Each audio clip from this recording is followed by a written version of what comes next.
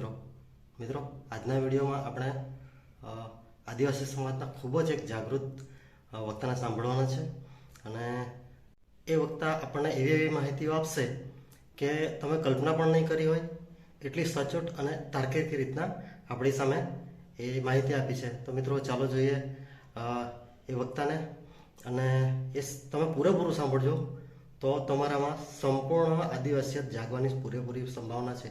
કારણ કે એ વક્તાએ આ લગભગ એકાદ કલાકના વિડીયોમાં આખી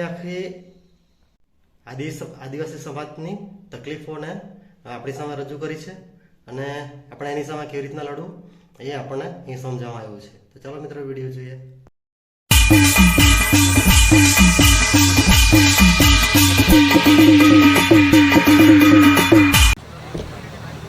मैं हिंदी में बात करूंगा आप लोगों से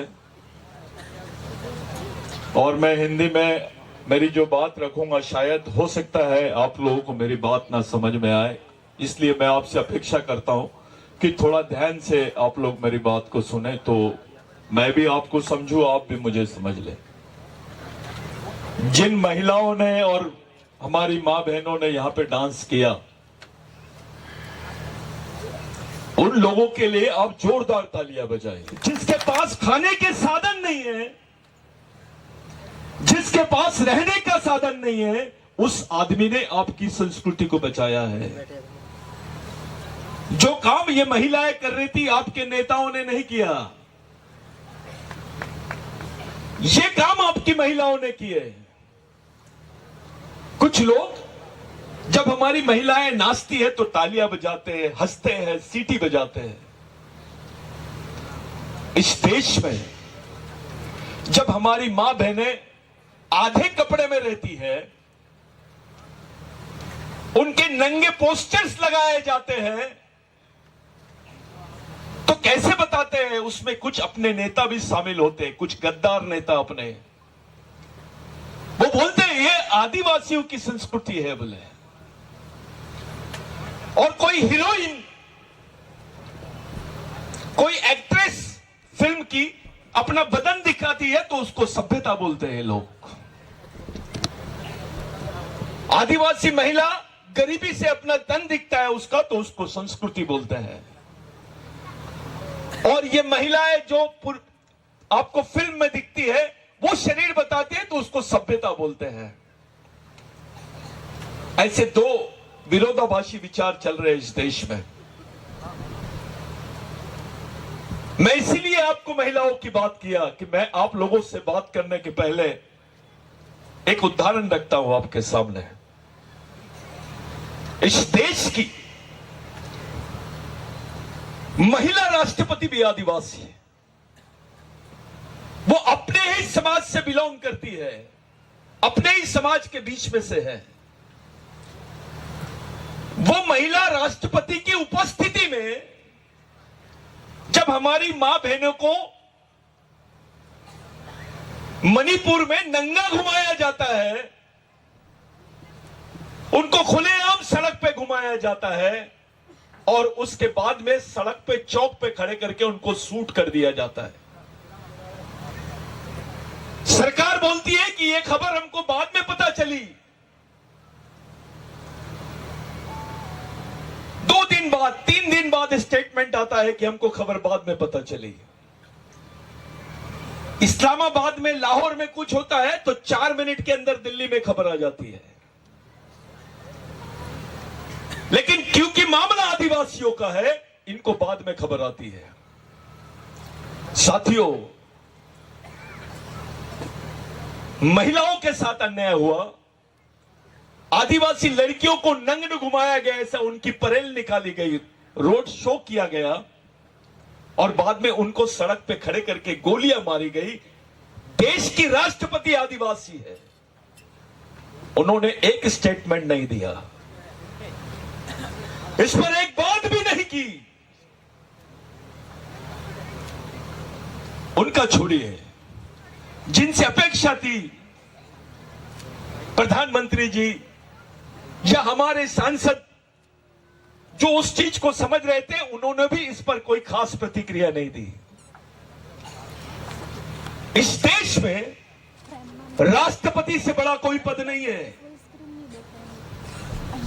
अब राष्ट्रपति से बड़ा कोई पद नहीं है और सबसे सर्वोच्च पद पर आदिवासी महिला बैठती है और आदिवासी महिलाओं के साथ ये होता है और उस पर कोई प्रतिक्रिया नहीं होती है। इसमें से क्या समझता है आपको? इसमें से क्या मिलता है? क्या संदेश मिल रहा है हमको कि आदिवासी समाज अब लावारिस हो गया है, इसका कोई माई बाप नहीं है, इस समाज के कोई चालक पालक और मालक नहीं है। आपसे किसी ने पूछा कि आपका समाज किसके इशारे पे चलता है, कौन चलाते हैं आपको? आप कुछ नहीं बता सकते हैं। अरे बच्चा तो आपका है, लेकिन उसके दिमाग में जो विचारधारा है वो आपकी नहीं है, वो दूसरों की है। बच्चा आपका और विचारधारा दूसरे की, कैसा हो सकता है? अब जो आने वाली जनरेशन रहेगी, आपकी आने वाली जो पीढ़ी रहेगी, वो आदिवासियत वाली नहीं रहेगी, वो उनकी रहेगी जो तुम्हारे बच्चों के दिमाग में डाल रहे हैं। अरे आदिवासी संस्कृति के साथ इतना बड़ा मजाक होता है। हमारे लोग डर रहे हैं, अपनी संस्कृति का नाम, अपने पूर्वजों का नाम लेने से घबराते हैं। अपने लोग वो अपने ही समाज को धोखा दे रहे हैं। यहां जितने लोग बैठे हैं, आप लोग अपने कलेजे पे हाथ रख के बोलिए, आपको आरक्षण किसी धर्म की वजह से मिल रही है या समाज की वजह से मिल रहा है? आपको आरक्षण आपके महापुरुषों की वजह से मिला है या किसी और नेताओं की वजह से मिला है? आपका जो जीवन है, आपके जीवन में सबसे बड़ी चीज है समाज। आप थोड़ी देर के लिए बोल दीजिए आप आदिवासी नहीं है, तो आपकी क्या औकात है, थोड़ा पूछो। थोड़ी देर के लिए मान लीजिए आप आदिवासी नहीं है, उसके बाद बताइए आप क्या है? आप कुछ भी नहीं हो। बिगर पहचान के आपकी इस देश में कोई कीमत नहीं है। वैसे भी आपको वनवासी बोलते हैं। पहले आदिवासी, पहले मूल निवासी, फिर आदिवासी, अभी वनवासी, 5 साल बाद स्वर्गवासी। ये प्लानिंग है आपके साथ में। आपके वजूद को, आपके अस्तित्व को ही खत्म करने का षड्यंत्र चालू है और आप चुपचाप है। अरे आप अपने बच्चों को कैसे पढ़ाओगे? अपने बच्चों को कैसे बताओगे आप? एक मुस्लिम भाई अपने बच्चों को, 4 साल का बच्चा रहता है तो मदरसे में उसको ट्रेनिंग देता है, उसके हाथ में वो कुरान शरीफ देता है और बोलता है बेटा ये तेरे जीने मरने का रास्ता है, इसको लेके चल। उनके आईटीआई चलते हैं, उनके कॉलेजेस चलते हैं। उस समाज के लिए जीने मरने वाले लोग हैं, उस समाज के लिए काम करने वाले लोग हैं। कचरा भी बेचता है अगर मुस्लिम आदमी, तो वो तुमसे बड़ा स्टेटस रखता है। उसके पीछे समाज है। एक बौद्ध आदमी, बौद्ध भाई जिनको पानी नहीं पीने दिया जाता था इस देश में, वो आज बोलता है अपने बच्चे को बेटा ये बाबा साहब का ग्रंथ है, ये डॉक्टर अंबेडकर का ग्रंथ है, इसको पकड़ के चल, ये बुद्ध और उसका धम्म है, साथ में चल। स्कूल जा, कॉलेजेस जा, उनके बौद्ध विहार चलते हैं, उनके भिक्खु बन जाते हैं लड़की लड़के, और ये आने वाली पीढ़ी को बचाने के लिए उनका भी एक व्यवस्था है। यहां का हिंदू भाई, ब्राह्मण भाई अपने बच्चे को बचपन ही से सिखाता है कि ये वेद है, ये पुराण है, इसको पढ़ और इसको लेके चल, ये तेरे जीवन में। उनका संगठन है, उनके पास आरएसएस जैसा संगठन है, उनके पास पूरी व्यवस्था है, वो अपने बच्चों को इस तरीके से लेके जाते हैं। क्रिश्चियन भाई अपने बच्चे को 4 साल की उम्र से बाइबल टिकाते हैं, उसको समझाते हैं, चर्चेस चलते हैं, उनके स्कूल चलते हैं, कॉलेजेस चलते हैं। मैं आप लोगों से पूछता हूं, आपको किसी ने यह सवाल किया, आपके बच्चे ने ही सवाल किया कि मां, पिताजी मैं इस देश में कौन हूं, मेरा इतिहास क्या है, मेरे को किस रास्ते से जाना है, किस रास्ते से जीना है? कौन सी किताब दोगे उसके हाथ में? बताइए, ये पूरी पब्लिक में से बताइए, कौन बताएगा? कौन सी किताब दोगे? क्या है आपके पास? आपके समाज के बच्चों को देने के लिए आपके पास क्या है? ऐसा समाज जिसके पास जीने की भी पद्धत नहीं रही और मरने की भी कोई पद्धत नहीं रही। एक समय हम यहां के मालिक थे, जिसको आप लोग दक्षिणी गुजरात बोलते हो, ये भीलवाड़ा क्षेत्र का शेर हुआ करता था, भील वंशीय। चाहे डोडा हो, चाहे भील हो, बारेला हो, बरेला, बिलाला हो, दरबार हो, गामित हो, ये एक अपनी ताकत रखते थे। उस वक्त हमारा खुद का एम्पायर होता था, हम राजा थे। आज क्या स्थिति है? शहर में जाके देख लो, जितने सड़क किनारे झोपड़े हैं ना, वो आदिवासियों के हैं। अरे यहां पर इस देश में मुस्लिम भाई का अलग कब्रिस्तान है, क्रिश्चियन भाई का अलग कब्रिस्तान है। किसी ने पूछा आदिवासियों का कब्रिस्तान कहां है, क्या बताओगे? तुमको जीने की भी लिए जगह नहीं रही और मरने के लिए भी जगह नहीं रही। इस अवस्था में आज हमारा समाज खड़ा है। आप लोग इतनी बड़ी संख्या में जमे हैं, आपने सोचना चाहिए कि हमारे समाज की अवस्था ऐसी क्यों हुई। अरे जो हमारे महापुरुष है, जो हमारे देव है, कौन सी देवी का नाम लिया आपने? सुषमाई, हुस्माई, ये भगवान शंकर के पूर्व की है, शिव भगवान के भी पूर्व की है। बाकी भगवानों से तो इसकी तुलना ही नहीं हो सकती, इतनी महत्वपूर्ण है ये। आदिवासी संस्कृति में महिला का स्थान भगवान से भी बड़ा है, मां का स्थान भगवान से भी बड़ा है। हमारी संस्कृति के बारे में जब हम सोचते हैं तो हमारा आदमी वहां जाने के लिए डरता है। थोड़ा पहुंच तो सही, देखो तो सही। अभी विदेश के लोग आए थे भारत में, उन्होंने बोला कि सबसे पावरफुल संस्कृति अगर किसी की है तो आदिवासियों की है। विश्व के लोग बोल रहे हैं कि अगर पूरे विश्व को बचाना है, पर्यावरण को बचाना है, मानव जाति को बचाना है, तो केवल और केवल आदिवासी संस्कृति बचा सकती है। अरे ये झाड़ लगाना किसने सिखाया है? आदिवासी आदमी मरता है तो उसके घर, उसकी कब्र के पास में एक झाड़ लगाया दिया जाता है। हम झाड़ों को अपना पूर्वज समझते हैं, पहाड़ों को पूर्वज समझते हैं। जल, जमीन और जंगल ये आदिवासी संस्कृति और आदिवासी मान्यता का हिस्सा है। जल, जमीन, जंगल नहीं रहेगा तो भारत में कोई जिंदा नहीं रहेगा, विश्व में कोई जिंदा नहीं रहेगा। मानव जाति का उत्पत्ति खत्म हो जाएगी, उसका जीवन समाप्त हो जाएगा। साथियों, मैं इसलिए ये बात आपसे किया क्योंकि बड़ी संख्या में लोग यहां मौजूद हैं। आपसे किसी ने पूछा आप हो कौन? अरे हम तो इस देश के मालिक हैं। एक मालिक आदमी नागरिक जैसी वे हरकत क्यों कर रहा है? आप भूल गए हो, अपने बच्चों को नहीं समझा पा रहे हो आप कि आप हो कौन। आप हीरो के नाम याद रखते हैं, शाहरुख खान, आमिर खान, गरीब खान, फलाना वो कौन सा हीरो, ये मालूम है, आपको नहीं मालूम टंटे भील कौन है। आप भील वंश की बात करते हो। इस देश में इतना लंबा संघर्ष किसी शहीद का नहीं रहा, किसी क्रांतिकारी का नहीं रहा, जितना बड़ा संघर्ष टंटा भील का रहा है। अरे पहले हमारी मां बहनों को ब्लाउज पहनने की परमिशन नहीं थी, शरीर पर ब्लाउज पहनने की अनुमति नहीं थी आदिवासी महिलाओं को, चाहे गोंड हो, गामित हो, डोडा हो, भील हो, बिलाला हो, बारेला हो। हमारी मां बहनों को ब्लाउज पहनने की परमिशन नहीं थी। ब्लाउज पहनने के ऊपर टैक्स लगता था। उस लड़ाई को टंडे भील ने लड़ा है, उस लड़ाई को राघोजी भांगरे ने लड़ा है, उस लड़ाई को बिरसा मुंडा ने लड़ा है। इस देश में बाकी लोगों के साथ ऐसा क्यों नहीं हुआ जो तुम्हारे साथ हुआ है? ये जितने लोग बैठे हैं, मैं जानता हूं ये भील वंशीय लोग हैं, लेकिन भील वंशीय लोगों को क्रिमिनल टाइप बोलते थे पहले। क्रिमिनल टाइप का मतलब होता है गुनाहगारी जमात। आपका बच्चा पैदा होते से ही गुनाहगार होता था, आपको ये गवर्नमेंट सर्विस भी नहीं लगती थी। ये टंटा भील की देन है कि आज आप गवर्नमेंट सर्विस में हो, नहीं तो किसी का क्रिमिनल रिकॉर्ड रहेगा तो उसको गवर्नमेंट सर्विस नहीं मिलती थी। टंटा भील ने खुद को पकड़ाने के लिए उनके जो शिष्य थे रेंगा कोरकू, उनके माध्यम से ब्रिटिश सरकार को बोला जाओ और बोल दो ब्रिटिश सरकार को टंटा भील को पकड़ना है तो आदिवासियों को पुलिस में भर्ती करो।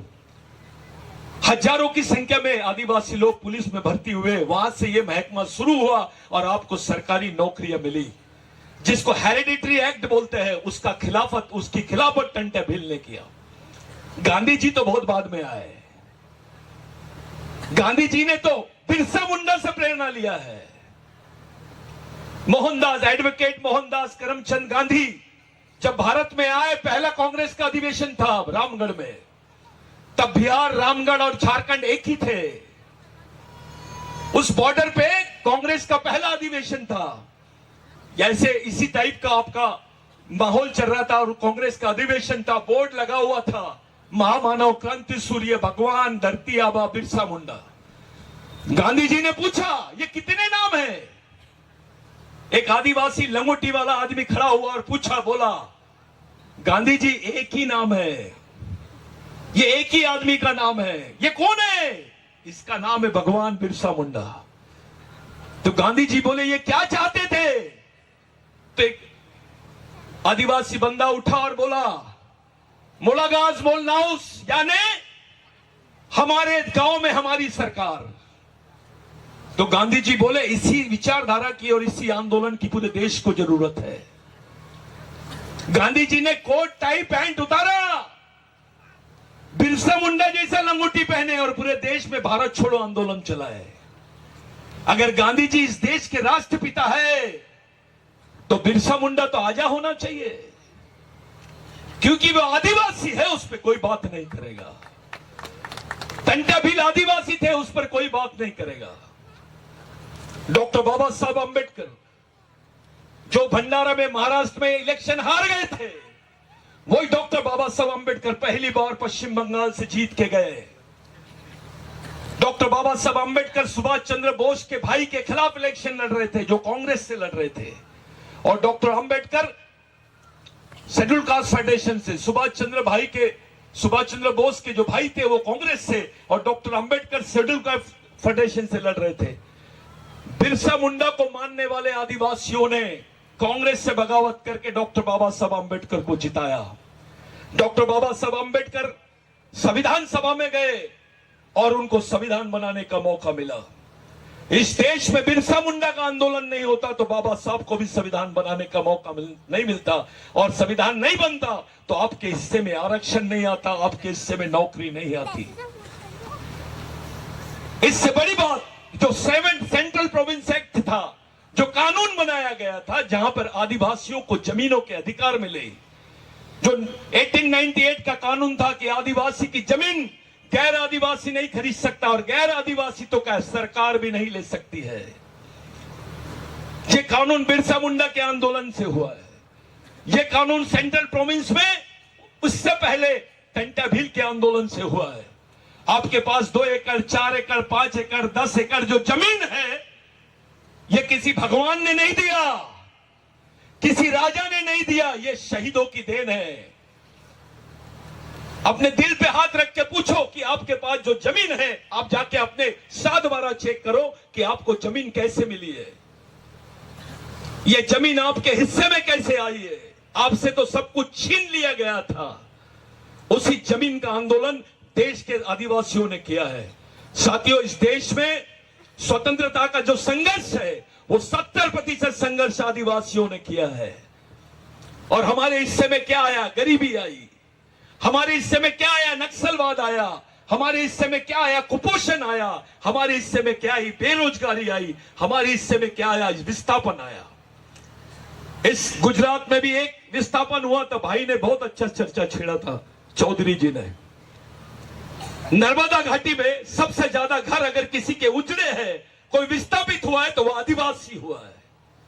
यहां यह बोला गया नर्मदा बचाओ, जिसने नर्मदा को बचाया, आदिवासी बचाओ किसी ने नहीं बोला। ये लोग पर्यावरण बचाओ बोलते हैं, जंगली जानवर बचाओ बोलते हैं, पेड़ बचाओ बोलते हैं, जंगल बचाओ बोलते हैं। अबे इनको किसने बचाया? आदिवासी ने बचाया। लेकिन आदिवासी बचाओ कोई नहीं बोलता है। इसका मतलब यह है कि आपकी वैल्यू कोई नहीं समझता है, आपकी वैल्यू 0 है। आपको साउंडलेस बना दिया गया है। साउंडलेस का मतलब होता है जिसकी कोई आवाज नहीं है। आपके आज वो मणिपुर में हुआ, कल गुजरात में यहां पर हो जाएगा तो आप क्या करोगे? क्या तैयारी है आपकी? हमारे दिमाग में, हमारे समाज के दिमाग में, हमारे समाज के युवाओं के दिमाग में एक अलग टाइप की सोच डाल दी गई है। सचिन तेंदुलकर आउट होता है तो 0 पे आउट होता है तो दर्द होता है। कोई क्रिकेट प्लेयर आउट होता है तो दर्द होता है, लेकिन किसी गरीब की, आदिवासियों की इज्जत लूटी जाती है, उसका झोपड़ा तोड़ दिया जाता है, उसको गांव से भगा दिया जाता है, उसका दर्द नहीं होता। ये आदत बना दी है हमारी, ऐसी मानसिक अवस्था बना दी गई है। इस सचिन तेंदुलकर के बारे में हमको दर्द होता है, लेकिन अपनी कौम और अपने खून के लोगों के बारे में दर्द नहीं होता है। और एक गांडूगिरी में बुरा नहीं मानना, मैं गामित हूं, मैं डोडियार हूं, मैं भील हूं, मैं बिलाला हूं, मैं भारेला हूं, ये पलायनवादी सोच है। इसको मानसिक बीमारी बोलते हैं। अबे तुम्हारा खून एक है, मैं बोल रहा हूं, मुझे कोई चैलेंज करे मैं प्रूव करके देता हूं। आपका खून एक है, आपकी संस्कृति एक है, आपका डीएनए एक है, आपके संघर्ष एक जैसा है, आपका दुख एक जैसा है, आपके अधिकार भी एक जैसे हैं, तो समाज भी एक होना चाहिए। ये लाइन आपको खड़ी करनी पड़ेगी, ये छोड़ना पड़ेगा, ये अलग आदिवासी, ये अलग आदिवासी, ये आपको तोड़ने का प्लानिंग है। अगर हम संगठित हो जाते हैं तो आज पूरे गुजरात पे आदिवासियों का राज रहता। वास्तविक गुजरात की जल जमीन जंगल का ओरिजिनल मालिक कोई है तो वो आदिवासी है। तंटे भील ने बोला आप मालिक हो। इस देश का सुप्रीम कोर्ट बोलता है 2010-2011 में नंदाबाई भील के जजमेंट में, जहां नंदाबाई को भी नंगा घुमाया गया था, वो नंदाबाई भील के जजमेंट में सुप्रीम कोर्ट बोलता है कि आदिवासी इस देश के प्रथम नागरिक है, उनको मूल निवासी होने का सम्मान देना यहां की गवर्नमेंट और प्रत्येक नागरिक का कर्तव्य है। कोई नहीं मानता इसको, क्योंकि मामला आदिवासी से जुड़ा है। कोर्ट बोलता है कि भगवान राम यहां पैदा हुए, सबने माने, भगवान राम का मंदिर बन गया। लेकिन सुप्रीम कोर्ट बोलता है आदिवासी इस देश का मालिक है, कोई बात करने के लिए तैयार नहीं है। साथियों, अरे इस देश में तो भगवान शिव को भी नहीं छोड़े, तुम कौन सी खेत की मूली है। जो आदिवासियों का महादेव था उसको महेश बना दिए। जो आदिवासियों का कैप्टन था, इस देश का सर्वस्व है, जो इस देश की मूल संस्कृति है, वो शिव है। उस शिव को महेश बना दिए। जो पहले नंबर का आदमी था उसको तीसरे नंबर का बना दिया गया है।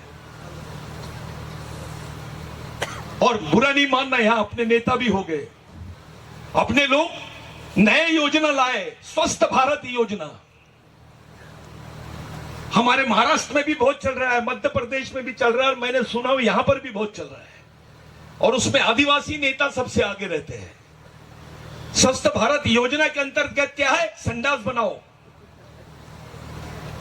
गांव गांव हागवनदार मुक्त गांव, यानी आप वो लेटरिन नहीं रहना चाहिए सड़क पे, रोड बिल्कुल अच्छा रहना चाहिए, ऐसी गांव की योजना रख दीजिए। गलत समय पे लाए अपन। तो एक छोटा सा दिमाग में आया, ऐसे गांव में भी ये योजना चलाए है जिस गांव में लोगों को खाने को नहीं है। अबे खाएगा नहीं तो जाएगा कैसे? यानी आपको खाने की फिक्र नहीं है, लेकिन आपके दूसरी चीज का प्रबंध कर रहे हो, क्योंकि उसमें ठेकेदारों का भला है, नेताओं का भला है। ऐसी योजना आदिवासियों के बीच में डाली जा रही है। साथियों, जिस दिन आपके पूर्वज, आपकी संस्कृति समाप्त हो जाएगी, इस देश में आपको कोई नहीं पूछेगा। आपके बदन पे कपड़े हैं इसलिए क्योंकि तुम आदिवासी हो। इस देश में ब्राह्मण होना बड़ी बात नहीं है, इस देश में मुस्लिम होना बड़ी बात नहीं है, क्रिश्चियन होना बड़ी बात नहीं है, हिंदू होना बड़ी बात नहीं है, बड़ी बात है आदिवासी होना। जब अपने आप को आप आदिवासी बोलते हो, उसी क्षण आप इस देश के मालिक बन जाते हो, इस देश का मूल मालिक बन जाते हो, आप पहले नागरिक बन जाते हो। आपकी पहचान को क्यों खत्म कर रहे हो आप? अरे आदिवासी तो सभी धर्मों से प्यार करता है। आदिवासी आदमी किसी के साथ भेदभाव नहीं करता है, कोई भी धर्म का आदमी रहे, कोई भी मंदिर रहे, मस्जिद रहे, सबको सलाम ठोकते हुए जाता है। वो मेहनती आदमी है। आदिवासियों में ऐसी संस्कृति है कि जब तक पसीना नहीं निकलेगा रोटी को हाथ नहीं लगाते हैं। उस खून के लोग हैं हम। 7 फीट का भी लंबा चौड़ा आदमी रहेगा तो भीख नहीं मांगेगा, वो मेहनत ही करेगा। ये हमारे खून में है, ये संस्कृति हमारे में आज भी है। सबसे ज्यादा ईमानदार जमीन पर आदमी कोई और नहीं, आदिवासी है। हमको किसी धर्मगुरु की जरूरत नहीं है, हमारे खून में है, वो हमारी संस्कृति में है। वो जो स्टॉल लगे ना, उस पर जाके आप सिर्फ मस्तक टेक के देखो, आपको क्या महसूस होगा आप देखना। लेकिन हमको कोई भी आता है, कुछ भी बोल के जाता है। आदिवासी संस्कृति में और बाकी लोगों में क्या फर्क है, थोड़ा समझो। एक आदिवासी आदमी के पास जाइए आप, और उसको अगर उसका गुण आता होगा, थोड़ा भी उसके पास आयुर्वेदिक मेडिसिन होती होगी, तो वो क्या करेगा, उसको मेडिसिन देगा। वो किसी भी धर्म का रहे, उसको मेडिसिन देगा और उसको बोलेगा बेटा तू अच्छा है क्या, तो आप बोलेंगे नहीं अच्छा हूं, ये ले बाबा जी ये 100 रुपए रखो। तो वो क्या बोलेगा, बेटा मैं तेरे से पैसे ले लूंगा तो मेरी दवाई नहीं लगेगी। अगर मैं तेरे से पैसे ले लूंगा तो मेरी दवाई नहीं लगेगी। यही बात रामदेव बाबा को बोलो बड़ा। ये फर्क है आदिवासी संस्कृति में और बाकी लोगों में। आदिवासियों को कोई सर्टिफिकेट की जरूरत नहीं है। हम इस देश के मालिक थे, मालिक है, मालिक रह गए। इस देश की स्वतंत्रता के लिए किसी ने ज्यादा नहीं लड़ा आदिवासियों से ज्यादा। उनका इतिहास है, ये लड़ाकू कौम है। हमारी कौम की कौम पूरी कट गई है, देश के लिए मिट गए। लेकिन स्वतंत्र सेनानी के सर्टिफिकेट उनके हाथ में आए जिन्होंने सिर्फ झंडा पकड़ा है, उंगली भी नहीं कटाए उन्होंने। उनके नाम शहीदों की लिस्ट में है। उनको स्वतंत्र सेनानी के प्रमाण पत्र मिले हैं। किसी के पास पेट्रोल पंप है, किसी के पास जमीन है, किसी के पास नौकरियां है। झूठे प्रमाण पत्र भी बनाए गए स्वतंत्र सेनानी के, लेकिन आदिवासियों ने कभी नहीं मांगा। सवाल यह है साथियों, हमारे हिस्से में क्या है? कब तक हम गवर्नमेंट के भरोसे रहेंगे? गवर्नमेंट के पीछे 50 काम है। आधी गवर्नमेंट तो ठेकेदार लोग ही खा जाते हैं। आदिवासी के पास में आने तक के वो माल रहता ही नहीं। कोई योजना आती है आदिवासी विकास की तो सबसे ज्यादा अधिकारी और ठेकेदार खुश होते हैं, आदिवासी बेचारा चुपचाप रहता है, क्योंकि पूरा माल तो इन्हीं के डब्बे में जाएगा। यह वास्तविकता है। इसलिए बिरसा मुंडा ने बोला था, समाज आर्थिक रूप से गरीब रहा चलेगा, लेकिन विचारों से गरीब नहीं रहना चाहिए। और जो समाज विचारों से गरीब रहता है वो गुलाम पैदा होता है और गुलाम ही मर जाता है। उस विचारों को लेकर हमको काम करना है।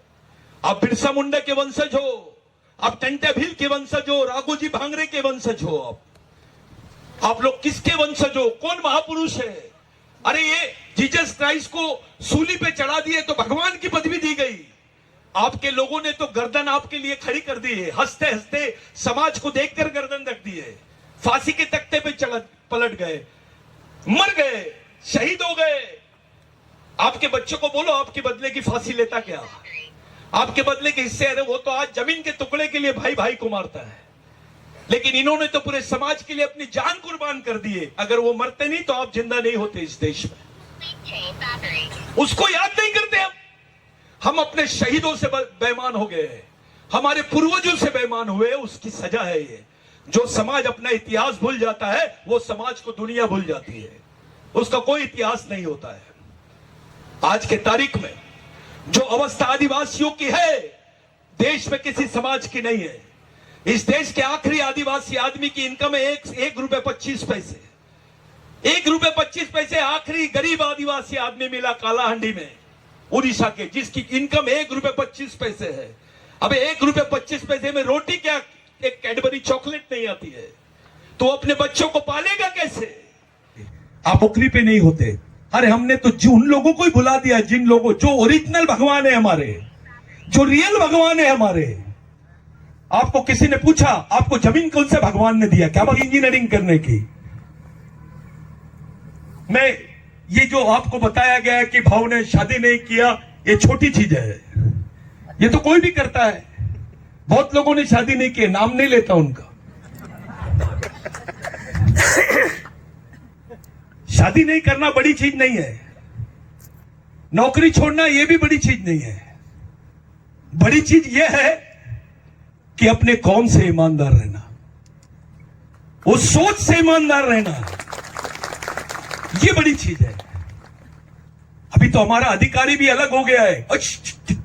कौन है साहब? जोहार, चलो बाहर जाओ, दारू पी के आता है। और वही अधिकारी जाता है मंदिर में, भगवान को ऐसा करता है सीधा, और जैसी पंडित जी आए आधा झुक जाता है, फिर भगवान के पेटी में 1000 रुपए डालता है, फिर पंडित जी के हाथ में 500 देता है और पैर पड़ के वापस आता है। और समाज में आता है तो कोई जब अपने समाज का गरीब आदमी मिलता है तो उसको बोलता है क्या है, कहां से आए, समझता नहीं। आप समाज के बारे में चंदा मांगो उससे, समाज के लिए चंदा मांगने जाओगे तो 100 रुपए, और किसी भी भगवान का नाम लो 1000 रुपए। यानी जिसको भगवान समझना चाहिए वो भगवान ने रिजर्वेशन दिया क्या? अबे रिजर्वेशन तो समाज ने दिया। जिसने नौकरी दी, पहचान दी, उसी समाज के साथ ये व्यवहार, ये सामाजिक ईमानदारी और समझदारी नहीं है, ये सामाजिक गद्दारी है। ये सामाजिक गद्दारी हमारी अपनी समस्या है समाज के। ये मैं संगठन का हूं, मैं वो संगठन का हूं, मैं फलाने संगठन का हूं, मैं ये वाली पार्टी का हूं, मैं वो पार्टी का अध्यक्ष हूं, मैं ये संगठन का अध्यक्ष हूं, राष्ट्रीय अध्यक्ष हूं, मेरे पास आ, मैं अंतरराष्ट्रीय अध्यक्ष बना देता हूं। अबे यहां कुछ नहीं रहेगा तो तेरे अध्यक्ष बन का मतलब क्या है? जब भेजे में कुछ नहीं रहेगा तो तेरे अध्यक्ष हो या इंटरनेशनल अध्यक्ष हो, उससे क्या उखाड़ेगा तू? क्या बना सकते हो आप समाज के लिए? क्या कर सकते हो? इस गरीब समाज को क्या दे सकते हैं हम? मैं आपको कुछ दे नहीं सकता भाइयों, मेरी औकात भी नहीं है, लेकिन आपके साथ अपनी सोच को शेयर जरूर कर सकता हूं, आपको संवाद जरूर कर सकता हूं, ताकि हमारी आने वाली पीढ़ी बचे, वो जिंदा रहे इस देश में।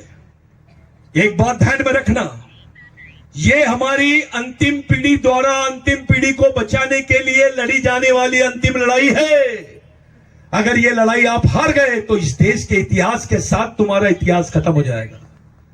आपको इतिहास के साथ समाप्त करने का षड्यंत्र चल रहा है, उस बात से सावधान रहिए। मेरी युवाओं से विनती है, साथियों, मानसिक गुलामगिरी से बाहर हो, अपने आप को उभारो, उससे बाहर आओ, अपनी कौम को बचाने के लिए एक स्वतंत्र सामाजिक सोच लेके सामने आओ। क्यों डरते हो यार मरने से? वैसे ही मरे हुए हैं आप। एक अधिकारी जो बोला हमारे लोगों में चर्चा होती है, बड़ा अच्छा अधिकारी है, किसी के लेने देने में नहीं रहता है, बहुत अच्छा आदमी है, सुबह ड्यूटी पे जाता है, शाम को घर में आता है, और इतवार को टीवी और बीबी दोनों के साथ रहता है। अबे ऐसा अधिकारी तो मरा हुआ है, वो जिंदा नहीं है, उसका समाज के लिए क्या उपयोग है? ये जिंदे लोग नहीं है। He is not a headman, वो डेडमैन है। एक दारू पीने वाला आदमी और ऐसे अधिकारी में कोई फर्क नहीं है, दोनों कुछ नहीं करते हैं। बिरसा मुंडा ने बोला एक मरे हुए आदमी में और एक नशे में जो आदमी दूत है उसमें कोई फर्क नहीं है, दोनों मरे हुए, दोनों कुछ नहीं कर सकते। वैसे अधिकारी भी मरा हुआ है। जिंदे लोग वो होते हैं जो अपनी कौम के लिए काम करते हैं। वो रिक्शा ढोने वाला मजदूर भी होगा तो वो समाज के लिए काम करना चाहिए, उसको जिंदा समाज बोलते हैं। जिंदा लोगों का समाज होता है, मरे हुए लोगों का समाज नहीं होता है। आपको किसी पे डिपेंड होने की जरूरत नहीं है, अपना अस्तित्व खोजो। हम मालिक लोग हैं, हम टंटा भील के वंशज हैं, हम बिरसा मुंडा के वंशज हैं, जिसका इस देश के इतिहास में सबसे ज्यादा बड़ा योगदान लोग हैं, जिनका है, उनके वंशज हैं हम लोग। आप लोग, अगर हम लोग इसी व्यवहार को जिंदा रखेंगे, इसी बात को जिंदा रखेंगे साथियों, कि भैया हम धार्मिक हो जाए, होना चाहिए, भगवान को मानो ना। आपको मैं कुछ नहीं बोलता हूं, आपकी जिसकी इच्छा हो उसको मानो, लेकिन अपने लोगों का क्या? वो जो स्टॉल में बैठे हैं उनका क्या? वो नहीं होते तो आप नहीं होते ना। वो आपके भगवान नहीं, पूर्वज भी है। इसके बारे में कोई मंत्र किसी को नहीं मालूम। चलो किसी को पूछो, वो या मोही माता का जो ये है उसका मंत्र किसको मालूम है? बताइए, बुलाइए किसको। इनको अंतर मंत्र नहीं चलता है, ये आदिवासी है। एक बात ध्यान में रखो, इस देश में भगवान पैदा नहीं हुआ था तब से आदिवासी रहता है, ये साइंस बोलता है, मैं नहीं बोल रहा हूं। आप बहुत बड़े लोग हैं, हम उस मानव वंश के लोग हैं जिनके ऊपर इस देश की जवाबदारी है। सबसे ज्यादा दिल अपना दुखेगा क्योंकि जमीन अपनी है, जंगल अपना है, और सबकी नजर आदिवासियों की जल जमीन जंगल पर है। जितने प्रोजेक्ट्स जा रहे हैं, चौधरी भाई ने बहुत अच्छी बात किया, लेकिन मैं उनके दिमाग में एक बात डालना चाहता हूं। इस देश में 270 प्रोजेक्ट्स है। अभी रिसेंट वो 270 प्रोजेक्ट यानी 270 प्रोजेक्ट की जो लाइन है वो 5वीं अनुसूची से जा रही है। 5वीं अनुसूची के क्षेत्र जहां पे तुम्हारी स्वायत्तता है उसी को समाप्त करने का षड्यंत्र चल रहा है इस देश में, और ये सब हमारे आंखों के सामने हो रहा है साथियों। इसमें हमारे कुछ नेता भी है, विभीषण हमारे पास भी है, वो टीम उसकी खाद बहुत ज्यादा है, ये फसल बहुत चल रही है विभीषण की। एक रावण था लेकिन 1000 विभीषण दिख रहे हैं।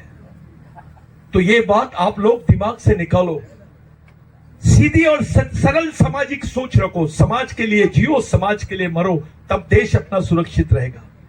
इस देश का पहला आदमी आदिवासी इस देश की अर्थव्यवस्था का आखिरी आदमी बन गया है। और अब आदिवासी आदमी तो खून बेच रहे हैं भैया जिंदा रखने के लिए अपने आप को। 800 रुपए में खून बेचता है आदिवासी आदमी, सच्चाई है, क्योंकि उनके पास खाने को नहीं है, काम नहीं है, बेचारे खून बेच रहे हैं। डॉक्टर बोलता है खाना खाएगा तो खून बनेगा, सरकार बोलती है आदिवासी को खाना होना तो खून देना पड़ेगा।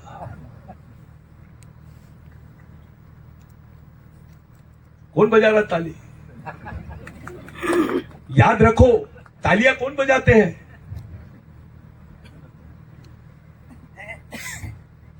महिलाओं ने बजाई तो समझ में आता है, तालियां नहीं बजाने का। ये अवस्था अपनी है। कोई बच्चे बेच रहे हैं, अपने बच्चों को भी बेच रहे हैं आदिवासी लोग, कोई अपनी किडनी बेच रहा है। ऐसी अवस्था में देश में कौन सा समाज जिंदा है जितनी गरीब अवस्था आदिवासियों की है। आप तो मालिक थे, आप तो राजा थे। अपने कुछ नेता लोग बताते हम भीलवाना के हम राजा थे, फलाना गोंडवाना के राजा थे, हम कोलवाना के राजा थे। अबे कब्रिस्तान है कि तेरा? तू राजा था तो तेरा कब्रिस्तान भी तो होना चाहिए। यहां तो जीने को भी जगह नहीं रही और मरने को भी जगह नहीं रही।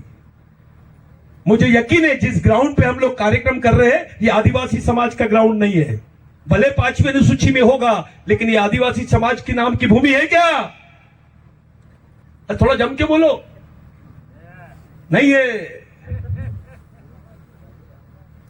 आप लोग एक ऐसे अवस्था से चल रहे हैं हम लोग कि हमारी आने वाली पीढ़ी को बचाने के लिए काम करना है। भाइयों, समाज सबसे बड़ी चीज है।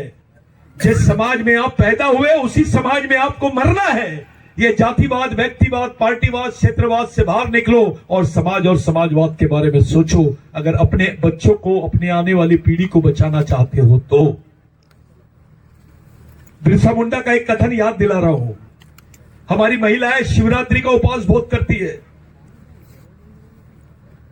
शिवरात्रि का उपवास करती है। बिरसा मुंडा ने बोला अगर उपवास करना है तो अपने बाल बच्चों के लिए कलेक्टर ऑफिस के सामने करो तो कुछ मिलेगा। ऐसा उपवास करके क्या मिलेगा? भूखे समाज को भूखा रह के क्या मतलब है? आपका समाज भूखा है, आप क्यों भूखे रह रहे हो? अपने पेट के हिस्से की कुछ रोटी अपने गरीब भाई को दे देना। आपको एक किताब, एक कपड़ा कम हो जाए, एक रोटी कम हो जाए, बच्चों को एक किताब नहीं कम होना चाहिए, उस पर ध्यान रखो। और गांव गांव में, हर क्षेत्र में अपने लोगों को यूनाइट करने की, यानी संगठित करने की कोशिश करो। उनको एक जगह लाओ और बताओ कि समाज जिंदा है, समाज ही हमारे लिए सर्वश्रेष्ठ है। साथियों, हमारा प्रारंभ भी सामाजिक होना चाहिए और अंत भी सामाजिक होना चाहिए। एक बात ध्यान में रखना, बिरसा मुंडा ने बोला, बिरसा मुंडा ने वैष्णवी धर्म लिया, उसको भी छोड़ा, क्रिश्चियन धर्म लिया, उसको भी छोड़ा, और एक ही बात बोला, गुलामों का कोई धर्म नहीं होता, गुलामों का एक ही धर्म होता है, संघर्ष, संघर्ष और संघर्ष। अरे हम लोग तो गुलाम है, हमारी हालत गुलामों से भी बदतर हो गई है इस देश में। मध्य प्रदेश में जाइए, उसको मजदूरों की मंडी बोलते हैं। साउथ गुजरात यानी दक्षिण गुजरात में जाइए, यहां भी मजदूरों की मंडी बोली जाती है। महाराष्ट्र में जाओ, वहां पे भी मजदूरों की मंडी बोली जाती है। यानी हमारे क्षेत्रों को मजदूरी की मंडी यानी उनका बाजार, मजदूरों का बाजार। इस देश का मालिक पहले थे हम, मजदूर बन गए, अब मजबूर हो गए। इसके आगे क्या स्टेज रहेगी आपकी, आप लोग सोचो। मेरे जितने युवा साथी हैं उन लोगों से विनती है, हाथ जोड़ के अपने आप को प्रशिक्षित करो, सोच रखो अपने समाज के बारे में, अपने संगठन को इतना मजबूत करो कि दूसरा सोचे। यहां का कलेक्टर भी सोचे, अगर आदिवासी महिलाओं का एक प्रतिनिधि मंडल गए तो कलेक्टर को पसीना आना चाहिए। सोच में पड़ना चाहिए कि ये कौम है, इनके जिंदा लोग हैं। नहीं तो हमारी मां बहनें जाती है, लोग अलग टाइप के काउंट्स करते हैं, अलग टाइप के कमेंट्स करते हैं। ये आदिवासी महिला जा रही है, इसके साथ कुछ भी हो सकता है, इसका समाज जिंदा नहीं है, इसके लिए कौन दौड़ेगा? ऐसी भावनाएं लोगों के बीच में है। आज के दिन इतना सुंदर कार्यक्रम इन लोगों ने किया है। मैं आप लोगों को भैया नेताओं से बड़ा आदमी मानता हूं, बुरा मान रहे क्या? मंत्रियों से बड़ा आदमी मानता हूं, अब बुरा लगा? जो काम मंत्रियों ने करना चाहिए, जो काम नेताओं ने करना चाहिए, वो समाज का आम आदमी कर रहा है। ये सबसे बड़ी बात है। मैं जानता हूं मैंने आपका बहुत समय ले लिया, लेकिन मैं इतने दूर से आया हूं, मेरे को इतना देर लगा आने के लिए, तो थोड़ा बोलने के लिए भी देर लगेगा। इतना तो मेरा बनता ही है कि मैं आपको थोड़ा परेशान करके जाऊं। मेरे साथियों, हमारे बीच में सभी डॉक्टर साहब लोग बैठे, दो डॉक्टर बैठे, एक डॉक्टर अभी आया है। ऐसे कई डॉक्टर है, कई इंजीनियर बैठे हैं, कई युवा लड़के हैं जो लोग समाज की भागदौड़ संभाल सकते हैं। मैं आप लोगों से हाथ जोड़ के विनती करता हूं, विचारों का आंदोलन चलाओ, मिशनरी काम करो, अपने समाज का सामाजिक मिशन खड़ा करो। किसी के सामने सलाम ठोकने के बजाय अपने भाई के हाथ में हाथ लो, अपनी दुकान खड़ी करो। नहीं तो कहावत है, किराए का घर खाली कर। अरे अपना संगठन बनाओगे तो आपको कुछ मजबूती मिलेगी, लेकिन राजनीतिक नहीं तो समाज में अभी एक नई बीमारी लगी है। हर एक घर के बाद में एक सफेद कपड़े वाला पैदा हो रहा है। एक नेता बनाओगे तो 5 साल काम देगा, लेकिन एक कार्यकर्ता बनाओगे तो समाज के लिए जिंदगी भर काम करेगा। यह परमानेंट सोच आपको खड़ी करनी पड़ेगी। परमानेंट काम करो, टेम्पररी काम मत करो। अपनी मां बहनों को, अपने नए नए लड़कों को, अपनी बच्चियों को खड़ा करो, उनको बताओ, समझाओ, पढ़ाओ। अरे ये आबा बाबा ये लोग बोल सकते हैं, अपने लोग तो उससे ज्यादा बोल सकते हैं। आदिवासियों के तो खून में समझाइश है, जिसको आदिवासियत बोलते हैं। सच्चाई बोलने में आदिवासियों के आगे कोई नहीं है। आज के दिन इतने अच्छे कार्यक्रम में मैंने जो भी बोला उससे आप लोग डिस्टर्ब हुए होंगे, माफ करना। मेरा उद्देश्य किसी की भावनाओं को ठेस पहुंचाने का नहीं है, लेकिन एक बात ध्यान में रखो, आदिवासी आदमी भगवान से ज्यादा अपने मां बाप को मानता है, भगवान से ज्यादा अपने समाज को मानता है, भगवान से ज्यादा अपनी संस्कृति को मानता है, भगवान से ज्यादा अपने अधिकारों को मानता है, भगवान से ज्यादा अपने संघर्ष को मानता है। भगवान बहुत छोटी चीज है आदिवासियों के लिए, क्योंकि मैंने पहले भी बोला, अभी भी बोल रहा हूं और एक बार रिपीट करके जा रहा हूं, जब भगवान पैदा नहीं हुए थे इस देश में, तब से आदिवासी रहता है। किसी दिन और मिलेंगे आपसे, अब आना जाना लगे रहेगा, क्योंकि मेरे को कुछ अच्छे साथी दिखे हैं, इनके साथ काम करने का इंटरेस्ट आएगा। कुछ चीजें मैं इनसे सीखूंगा, कुछ चीजें हमसे ये लोग लेंगे। ऐसा अपने विचारों का जो घेवान देवान होता है, मराठी में बोलते हैं, लेन देन जो होती है, ये होनी चाहिए। गुजरात के आदिवासी को कुछ हुआ तो मध्य प्रदेश, छत्तीसगढ़, झारखंड और महाराष्ट्र का आदिवासी खड़ा होना चाहिए। महाराष्ट्र के आदिवासी को कुछ हुआ तो झारखंड, उड़ीसा, गुजरात का आदिवासी खड़ा होना चाहिए। ये जब तक की प्रक्रिया बनेगी नहीं, हम लोग बच नहीं सकते। हमारा कोई वाली नहीं है। और सबसे पहले ये बंद करो, ये फलाना समाज का है, गावित समाज का है, ये वारली समाज का है, ये फलाना भिल समाज का है। ये फालतू की मैंने पहले बहुत बेकार शब्द वापरा, गांडूगिरी बंद करो।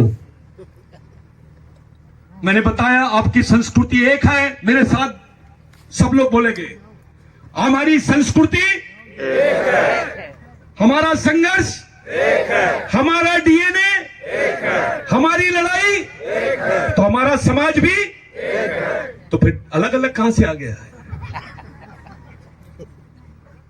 मैं एक शब्द और बताऊंगा आपको, मैं बोलते जाऊंगा, आपको बोलना है, मैं नहीं बताऊंगा आपको क्या बोलना है। नेता बड़ा कि समाज, पार्टी बड़ी कि समाज, धर्म बड़ा कि समाज, क्लियर हो गया? यानी समाज के लिए काम करना है आपको। पार्टी के लिए मरोगे कि समाज के लिए? पार्टी के लिए जियोगे कि समाज के लिए? नेता के लिए जियोगे कि समाज के लिए? ये आपके दिमाग से निकलने मत देना। समाज बहुत बड़ी प्रक्रिया है, समाज बहुत ऊंची चीज है, जिसके लिए लोग जीते हैं, जिसके लिए मर जाते हैं। अगर समाज समझना है तो बिरसा मुंडा समझो, समाज समझना है तो टंटे भील समझो, समाज समझना है तो राघोजी भांगरे समझो, समाज समझना है तो बाबूराव शर्मा के समझो, समाज समझना है तो झलकारी देवी समझो, समाज समझना है तो अंबेडकर को समझो, समाज समझना है तो महात्मा फुले को समझो, समाज समझना है तो संभाजी महाराज को समझो। तब आपको समझेगा समाज क्या चीज होती है। ये लोग समाज के लिए जिए। अरे बाबा साहब को मालूम नहीं रहता था, उसके बच्चे मर जाते थे, उसको बाद में महीने भर बाद खबर आती थी कि तेरी बच्चे मर गए हैं, तो भी वो व्यक्ति वहां था। बिरसा मुंडा को उसकी मां मिलने आई, उसने बोला मेरी तेरे जैसी कई मां है, मैं उनके लिए नहीं जीऊं क्या? ऐसी चमड़ी निकाली गई बिरसा मुंडा को, पॉइजन दिया गया, जैसे बकरे को काटते और छीलते हैं ऐसी चमड़ी निकाली गई बिरसा मुंडा की, और बोला गया बोल तू आदिवासी नहीं है, लिख के दे दे तेरी सजा माफ। बिरसा मुंडा मर गया, लेकिन आखिरी तक एक ही बात बोलते रहा, मैं आदिवासी था, आदिवासी हूं और आदिवासी ही रहूंगा। मेरे खून का कतरा कतरा मेरे समाज के उलगुलान के लिए काम आएगा, मेरे समाज की क्रांति के लिए काम आएगा, मेरे आने वाली पीढ़ी मेरी लड़ाई को आगे बढ़ाएगी। इस विश्वास के साथ हमारे महापुरुष मरे। हमारी जवाबदारी क्या होनी चाहिए साथियों? नेताओं के विचारों से यह समाज नहीं बच सकता है। अगर इसको बचाना है तो शहीदों के विचारों का ही उपयोग करना पड़ेगा। आप लोग समझदार है। मेरे को ऐसा लगता है पूरे देश के लोग गुजरात के आदिवासियों की तरफ देख रहे हैं। पूरे देश के गरीब आदिवासी लोग, गुजरात के आदिवासी जिनके पास नौकरियां है, जिनके पास थोड़ी जमीनें हैं, जिनको 2 वक्त की रोटी है। नहीं तो ऐसे घर भी देखिए, मेरे साथ चलिए आप, 2 दिन में 1 बार चूल्हा जलता है आदिवासियों के घर में। उनको खाने को भी नहीं है। हंसते हैं लोग, वहां से जाते हैं, चल आदिवासी एरिया घूमने जाते हैं, पिकनिक मनाने जाते हैं कुछ लोग, और हमारी मां बहनों को जो बेचारों के पास एक कपड़ा नहीं होता है, 1 साड़ी की 2 साड़ी करते हैं और पहनते हैं। ये हालात में अपना समाज जिंदा है। उनको हंसते हैं लोग। आप लोग समझदार हैं, आप लोग हमसे ज्यादा समझदार हैं। आप लोगों के पास पूरा बंदोबस्त है। जितने लोग मैं यहां देख रहा हूं, आप लोगों की अवस्था बाकी लोगों से बहुत अच्छी है। बहुत अच्छे लोग हैं आप समझदार भी है, आप थोड़े विचारवंत भी है, और समाज के प्रति आप में संवेदना है, दर्द है। इस दर्द को समझो और आने वाली पीढ़ी के लिए काम करो। अपने बाल बच्चों को समाज नाम की चीज समझाओ। ये हर मां का काम है। जिस बच्चे की मां बेवकूफ, उस बच्चे का भविष्य सुरक्षित, लेकिन जिस बच्चे की मां जागरूक, उस बच्चे का भविष्य सुरक्षित। ये बिरसा मुंडा ने बोला। तो आपने तय करना चाहिए अपने बच्चों को किस तरीके से पालना है, अपने आने वाले पीढ़ी को कैसे बताना है, बच्चों को क्या समझाना है। ये घर से शुरुआत होनी चाहिए, अपने घर से शुरू होनी चाहिए सब चीजें। बाकी लोगों को सोचिए मत, अपने बारे में सोचो। आज आप कैसे बच्चे रहोगे, कैसे जिंदा रहोगे, किस तरीके से आपको सुरक्षा प्राप्त होगी, कौन आपके लिए दौड़ेगा, किस तरीके से अपने अधिकारों को बचाना है, आने वाली पीढ़ी को किस तरफ ले जाना है। ये सब चीजें अपने दिमाग में रखो और आगे की हलचल आप लोग रखो। यही मेरी आप लोगों से विनंती है। किसी दिन और मिलेंगे भाइयों। मैंने आपका ज्यादा समय लिया, माफ करना। मैं जिन लोगों ने मुझे बुलाया उन लोगों का मैं बहुत धन्यवाद देना चाहता हूं, लेकिन मेरे आने के बाद कुछ लोग तुमको तकलीफ देंगे। क्योंकि उनको तकलीफ होना शुरू हो जाएगी। कोई भी बीमारी हो, एक ही इंजेक्शन देते हैं। बच्चे ने बोला सर दर्द हो रहा है, एनेसिन ले ले। बच्चे ने बोला पेट